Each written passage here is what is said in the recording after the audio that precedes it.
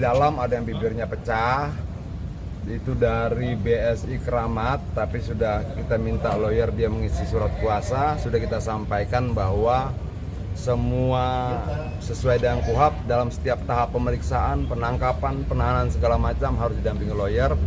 Sudah ada sekitar 20-an lawyer dalam dari berbagai organisasi termasuk dari teman-teman yang bersama dengan kita. Ada berapa mahasiswa Bang tadi? Kenapa? Ada berapa mahasiswa yang diamankan di dalam? Di sini kalau tidak salah berapa tadi ya? Datanya 11 tambah 25 yang baru datang berapa? 36 di sini kalau tidak salah. Di Jakarta Barat 52, kemudian di Jakarta Pusat 23. Kalau tidak salah 23. Nah makanya dari sini gua mau ke Jakarta Barat, kita bagi dengan yang lain. Yang di rumah sakit ada beberapa orang juga, kita harus pastikan semuanya baik-baik saja.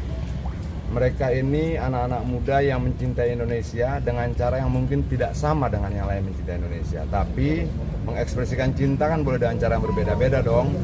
Itu loh. Nah mereka menyayangi Indonesia, menyayangi konstitusi, jadi tidak ada alasan untuk ditahan lama-lama.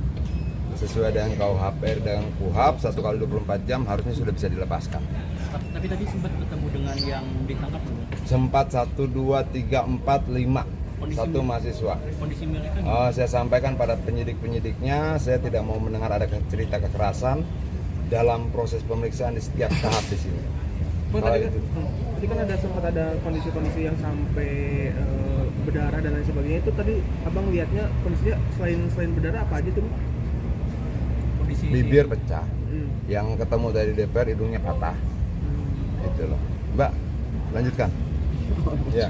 Ada mungkin ada yang di bawah umur, jadi perlu pendampingan yang ada di dalam. Kita pastikan bahwa hak-hak mereka akan bisa diberikan. Ada, tapi itu suasana gelap, dia tidak mengenali oknumnya, dan gue bilang tadi untuk semua dituangkan dalam setiap wawancaranya, pemeriksaan itu dituangkan, ditulis saja. Kalau dia dipukulin, siapa yang mukulin, berapa orang, segala macam, tulis saja. Kepolisian, kehakiman, kejaksaan, semuanya dibayar dari pajak rakyat. Jadi mereka yang ditangkap juga pembayar pajak, jadi mereka adalah warga negara terhormat. Harus diperlakukan juga secara terhormat. Bang, ada peluang nggak Bang mereka dibebaskan dalam 1 kali 24 jam? Harusnya ada, dan menurut gua kan dalam sebuah peristiwa itu lu tidak bisa melihat peristiwanya saja, tapi situasi yang melatar belakangi terjadinya peristiwa itu. Negara ini akan sangat rugi ketika kita kehilangan pemuda-pemuda yang berani bergerak dengan hati nuraninya, bergerak dengan pemikirannya. Jadi menurut saya mereka bagian dari aset bangsa. Ya. Di antara banyak sumber informasi, kami layak dipercaya. Karena kami menggali lebih dalam, berpihak pada kebenaran, berpegang pada data dan fakta, agar layak Anda jadikan referensi. Kompas TV, independen, terpercaya.